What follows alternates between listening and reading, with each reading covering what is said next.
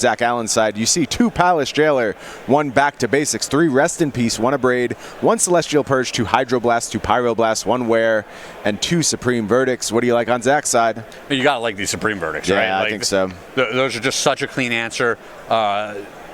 Ed being the 2-color build, he doesn't even have the Planeswalkers going on to threaten the opponent. Right. So I like the 2 Supreme Verdicts, the 2 Hydroblast, the 2 Pyroblast. Those just seem like easy inclusions as well.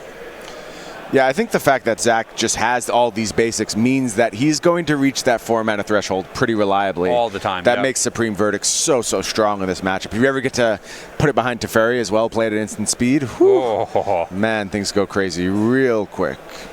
Real quick for Zach Allen. Meanwhile, over on Ed Demicco's side, we see 1 Pithy Needle, 2 Bedlam Reveler, an Echoing Truth, 2 Force of Negation, 2 Pyroblast, 3 Smash to Smithereens, 3 Surgical Extractions, and a Vapor Snag. What are we doing for Ed? I think we have some dead stuff to take out of the main deck and some pretty good upgrades here. Yeah, so the 2 Pyroblasts are the easy starting point, and then it's a question of how you want to fight in this matchup. I probably want the 2 Force of Negations. Zach Allen's deck just has piles of Planeswalkers in it, and you definitely want to be able to deploy your threats and then counter those for free, so I can see those cards coming in. I'm not in love with a lot of these other options. There's a question for, like, does the game go long enough for Bedlam Reveler to be very good?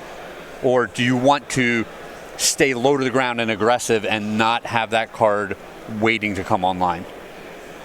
Well, that is a question that Ed Demicco is going to have to answer. I think what we've seen is Ed favors aggression, and I think that's almost always correct with these Izzet Delver setups. Yeah, I mean, Pithing Needle is a very similar card, right? Where it's super efficient and cleanly answers a lot of these Planeswalkers. But if the Planeswalker is on the board, it's already done its damage a lot of the time. Yeah, absolutely. It's like both players keeping 7 here. Ed Demicco again, turn 1 Delver. This time, though, Zach Allen has the answer. It's Swords to Plowshares. Not letting that Delver of Secrets snowball this game from very early on. We're back to Ed's turn. We're going to ponder. Take a look at those top 3. Anything working there? Yeah, liked at least one of them.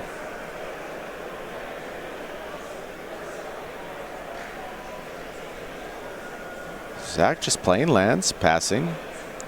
We do see how insulated this deck is from any land destruction shenanigans, though. Wouldn't surprise me if Ed trimmed some number of wastelands for sure. Yep. Just not worth it having them in your deck. If you can be a 16-land version of Delver, you're pretty happy about that. We do see Stifle, though, still present. Yeah, it's possible he just didn't have enough cards that he wanted to bring in. Maybe. To cut all of these cards from his deck. Maybe. Here's a Dread Horde Arcanist. If that one gets going, that could spell trouble for Zach Allen. Yeah, a lot of times you just want the creatures that deal damage, but that's going to be just such a resource engine that it needs to be answered. Zach is going to attempt to fetch, but Stifle. Oh, man. Looks like we're going to fight over this. Yeah, that's a lot of resources. Yeah, Force of Will. Pitching. Jace the Mind Sculptor. And we're still fighting. Here's another fetch from Ed Demicco. Could we see a Pyroblast? Red Blast here? That would fit. Yeah, there it is. And that's going to try and answer Force of Will. And that means that fetch land is stifled. Man, so many resources used to fight over that land. Right. And a lot of times as the Jeskai deck, you're cool with that. Like, you reload better than Izzet Delver. You have things like Jace the Mind Sculptor. You have Narset. But Dread Horde Arcanist on the battlefield, Izzet Delver can do an effective job reloading as well. Well, finally, Craig, we got something right. We got one? We have our first result. It is Storm defeating Elves. Blaze Kohler defeats Charles Azuelos. And Storm moves on to our semifinals. Going to be taking on 4-color Loam. Another Chalice or Bust matchup.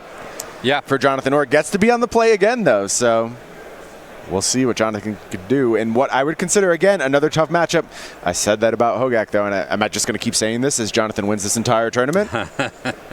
Let's see. So, Arcanist answered. Swords to Plowshares. That was big. Very big for Zach Allen. Now he gets to brainstorm. Yeah, if it's this slow grind where they're both waiting to kind of do their thing, Zach Allen has a bunch of planeswalkers in his deck that are going to be very powerful, while Ed just has like creatures. Let me tell you a big problem Zach Allen is dealing with right now, though. He just brainstormed and did not find a 4th land. And now fighting over what looks like to be a Hydroblast. Yep. And is able to successfully protect Young Pyromancer. It's on the battlefield now. Here's another brainstorm from Zach. Oh, we better find a land. We're going 3 deep, found one. Island. So it's not going to be a perfect brainstorm. There's a fetch land. Good. Yeah, that was big for Zach. That's going to come alongside a mountain. Does Zach have some of the red removal here? Yes, Sinkhole. Just paying 1 for that. Going to delve a bunch.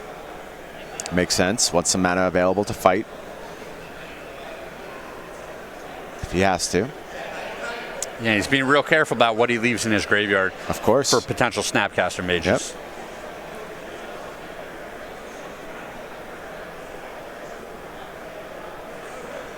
And it looks like, yeah, after fighting over this Young Pyromancer, Ed doesn't even have a way to cast any more cards, any more spells to get some tokens out of it. I think he had a Lightning Bolt in hand and chose not to cast. Right, there's a Lightning Bolt. I saw a Chain Lightning. Although the white border card might be a Lightning Bolt as well. I think so.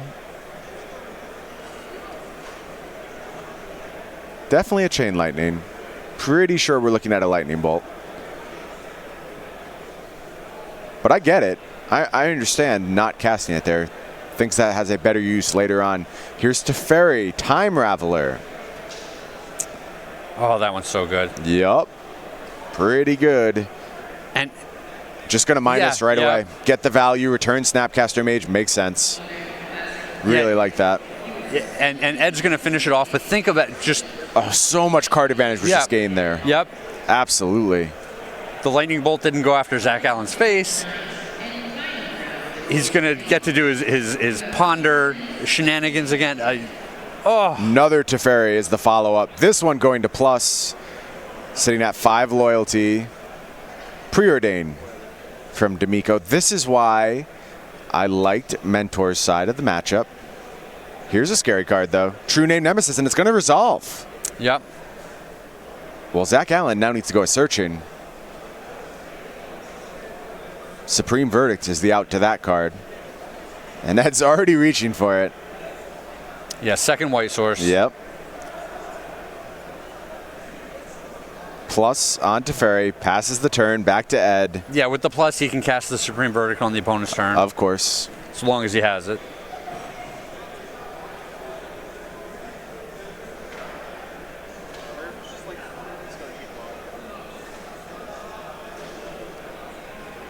How does Ed want to start the action? Brainstorm, step 1. Ed loves flashing the cards that he's shuffling away. I think he showed 2 Wastelands there. Yeah, Ed's a good opponent. He likes to table talk. You know, he's not sour grapes if things don't go his way. He's just a fun person to play against. I always appreciate playing Magic with those type of players. Well, True Name Nemesis is going to go after Teferi. Okay. This is a very clean answer to Council's Judgment. We probably didn't make a big enough deal out of that card, but... When he has Snapcaster Mage. Right. To do it again. Right. Looks like here comes a Pithy Needle. That did make the cut. Demicco's thinking about it. Lightning Bolt on Teferi. That is an interesting line. Just going to pass the turn. Yeah, I'm a little surprised by that play because we know what's going to happen here. Right. Yeah. Snapcaster Mage. Council's Judgment. Here's Pithy Needle. And that's going to slow down Teferi. Even sitting there with the static ability, Teferi is still so good. Oh, absolutely. And here's Jace the Mind Sculptor. Is it the Daddy Mac or the Mac Daddy? Yes. Okay. That works. And here we see a plus from Zach Allen, believes he has this game well in hand, and you see why. Daze, Force of Will, those cards don't do anything once Teferi is on the battlefield. Now we're going to take a Brainstorm, having effectively grown the Jace out of Lightning Bolt range. Yeah, part of me is surprised that he didn't just get to Fate Sealing. Yeah, but if he has a mentor here, like Yep. he's going to just close out the game with some creatures. Yeah, Demicco agrees. Going to go ahead and scoop him up, and we are all tied up 1 game apiece. Zach Allen, Ed Demicco. Yeah, I appreciate that, Scoop. That game's all just over. Yep, I appreciate this matchup. This is good classic Legacy Magic right here. Yeah, this is fun. Ed's going to go back to the sideboard. I think I saw an additional Bedlam Reveler make the cut. Didn't see the second ads there. Some number of Stifles coming back in on the play. Yeah, like Stifle on the play. That makes sense. What are we cutting? Didn't see it. Doesn't matter. Coming back anyway.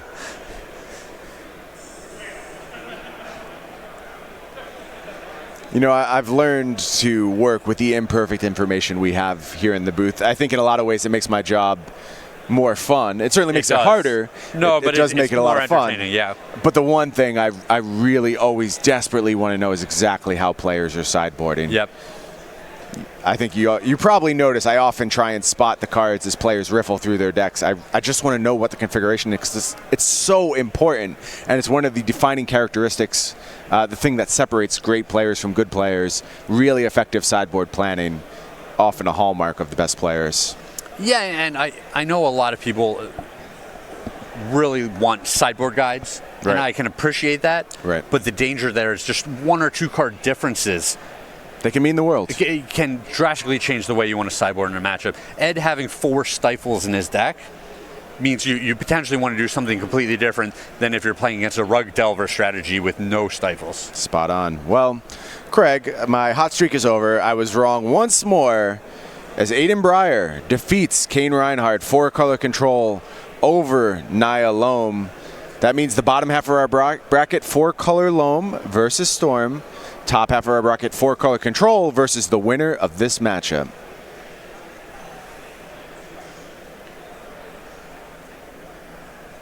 Really banking on getting the whole tournament prediction right. I probably need Zach Allen to win here, though, to be able to pull that one out. I don't like taking sides, but no, don't mulligan, Zach. Come on. Ed has that Bedlam Reveler in his hand. And you know, maybe he'll be able to shuffle it away with an early Brainstorm, or maybe he'll just have enough 1-mana spells to where he gets to deploy it fairly quick. Mm-hmm.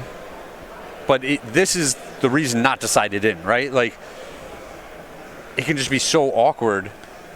Well, look, I agree that it's awkward in openers, but it's hard to get super punished as the Delver deck because you manipulate your hand and library so effectively. Yep. Even like you said, even if it's bad right now, you can draw a Brainstorm, shuffle it away, find it later, and you will reach a point in the game where you are happy to have Bedlam Reveler. Just get the Fate Sealing. Yeah, but if you can keep it out of your hand in those bad points of the game when you don't want it, it's a big win. Yeah. Demicco agrees. Well, it's time to fetch. Scoop him up, and it's time to grab a Delver of Secrets. Are we playing a basic here? Let's see. No, we're not. Volcanic Island. Zach Allen's going to play a basic. Yeah, though. You know Zach's going for a basic. Yeah, and it's going to be basic snow-covered plains. Stupid snow-covered lands. I know, Craig. I know. We'll be back doing standard soon, where these snow-covered lands can't hurt you anymore. Oh man, if they make another snow set. That's it. Craig's out. No, I'm driving to Renton, Washington. All right, you crash at my place. We can give Watsy a little piece of my mind. Sure. They've always listened to me in the past. I drive by Renton every time I fly out to the East Coast. Pass through Renton on my way to the airport in Seattle. You give them a little wave? Yeah. Just give a little shout out. Brought a lot of joy to my life as Wizards of the Coast. Might give them grief from time to time. My life would be dramatically different without this game. I do appreciate all they do. It is fun and often fashionable to complain about them. But as you're saying, the long answer is that this is spectacular. I love being part of this community. I love being able to play the game. It's a competitive outlet. It's a creative outlet.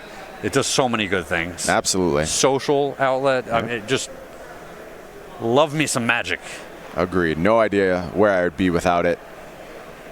But right now I'm here with you casting Jeskai Mentor versus Izzet Delver, and things have been slow in the opening turns since that Delver was answered by Zach Swords to Plowshares. Both players just building up a little bit. Here's a shot across the bow. It's Dreadhorde Arcanist. Second answer, though, from Zach. It's Swords to Plowshares. We're going to fight over this one. Spell Pierce from Demicco. Does Zach have another response? Yeah, we're pitching Force of Will to Force of Will. Yep. Is that going to get the job done? It is. Yeah, and I think that's a spot that you got to fight if you're Zach. Oh, yeah. Like, you're both using so many resources to fight over this card. If you lose the fight, you're down tons of resources, and then your opponent's just going to rebuild so fast. No, you're spot on. That's one of the great things about adding Dreadhorde Arcanist to this archetype. You know, this used to be a very burn-focused approach to Delver, the blue-red decks. They really wanted to kill you as quickly as possible. They didn't have these long-term engines. It was about sometimes price of progress, sometimes a ton of chain lightnings. Things have changed now for Izzet Delver. They can play that middle-of-the-road style game. They're not going as long as the teamer builds, but they can do something and really get some interaction going. Young Pyromancer is the play from Demicco. Looks like it's time for Snapcaster Mage. Ooh. Stifle on Snapcaster Mage trigger. Okay, that's a nice one. Talking a lot about what makes a great player, especially of these Delver archetypes. Creative use of Stifle. That's a big one. We've seen it from Ed Demicco, stifling a Dreadhorde Arcanist trigger. But here's a big threat. Pyroblast. Last card in hand for Ed Demicco. So he did choose to shuffle away the Reveler. The Reveler early in the game. He's gotten use out of all of his cards now. Absolutely. Totally rewarded for it. And he's in the driver's seat. Gonna grab Basic Mountain here. Is Demicco? Nope, he's not. Gonna grab Volcanic Island. Yes, he is. Committed to that now. Yeah, I think the chances that the opponent has back to basics in their deck is just so slim. Very slim. Zach reps it off the top and slams it. We get another one wrong. Even if he has back to basics, if you search up the one mountain, you're not doing a lot with that card anyway.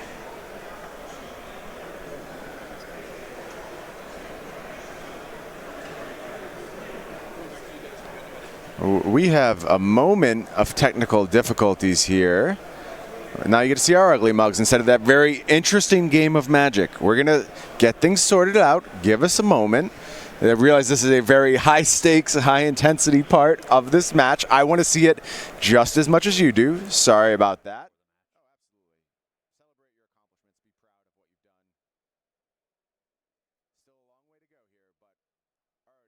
Middle of this. Oh, now it's us again. Yeah, we're going to get this straightened out. We'll get to where we need to be. Anything can happen here in the SCG Tour. Maybe next time the camera cuts, it's going to be Cedric fighting Patrick in a cage fight. That would probably sell a lot of tickets, huh? Who do you like? Who do you like in that cage fight? I mean, that's an easy Cedric. Is it? Is it? Yeah, I think Cedric's actually a beast. Okay.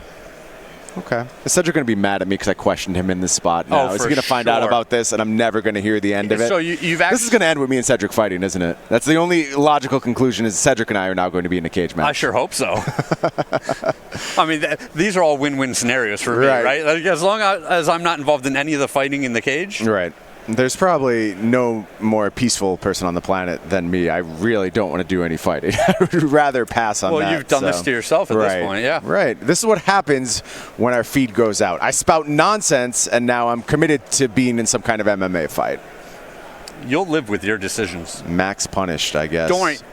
Patrick and I will do coverage. Okay, good. I'm glad. And you guys will just be sitting there, popcorn in hand, throwing it back, enjoying yourselves, I'm sure. Yeah.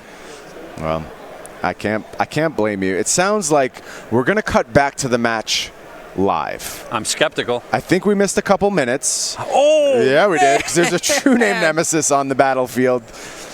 Well, that was exciting. Yeah.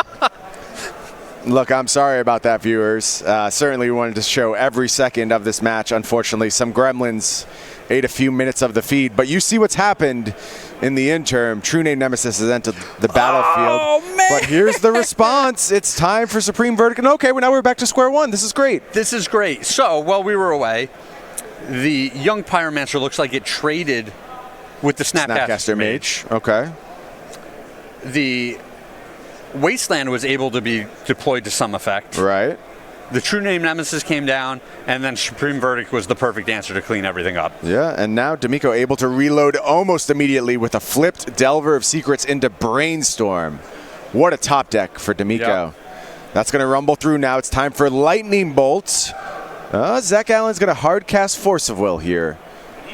Oh, it looks like Zach's at 1. That explains it. Yep. Well, we're going to Brainstorm, and that is just going to do it. And we did finally catch the end of this matchup. You see Ed Demicco moving on to the semifinals, 2 games over 1 over Zach Allen. I'm going to be honest, I'm heartbroken we missed any of that match. I'm glad we caught the end of it because that was exciting. True. That's true. Exciting stuff.